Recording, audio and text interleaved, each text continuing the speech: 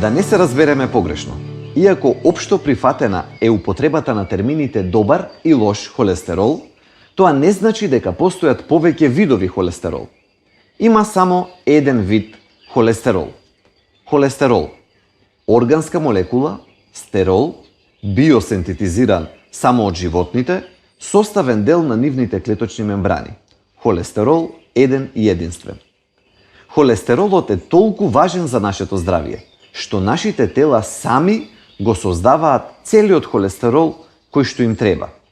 Секој додатен милиграм внесување преку уста е вишок и го тера нашето тело да вклучува механизми на компензација и да го намалува сопственото производство на холестерол.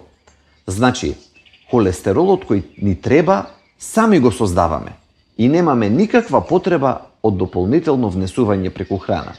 Напротив, ајде сега да ги објасниме ХДЛ и ЛДЛ, или уште како што ги нарекуваме добриот и лошиот. На почетокот кажавме дека холестеролот е масна молекула, липид.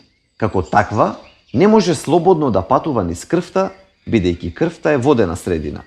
Затоа се потребни цистерни, за да го пренесуваат холестеролот од црниот дроб до клетките или обратно.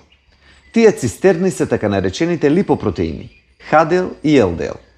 ХДЛ и ЛДЛ се разликуваат по густината и по структурата, но не и по видот на холестеролот кој што го содржат. Тоа е тој, еден и единствен холестерол. ЛДЛ придонесува за создавање наслаги во артериите, а ХДЛ обратно. Тоа е заради други причини, но не заради видот на холестерол во нив. Затоа, ако утре некаде прочитате дека таков и таков холестерол може да се внесе преку храна и тој да биде добар, знајте дека тоа нема врска со науката. Не е можно да се внесе добар холестерол преку исхрана.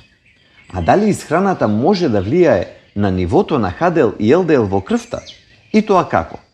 Изберете масти од растително потекло, здрави масти, и можете да го подобрите со односот на ХДЛ и ЛДЛ.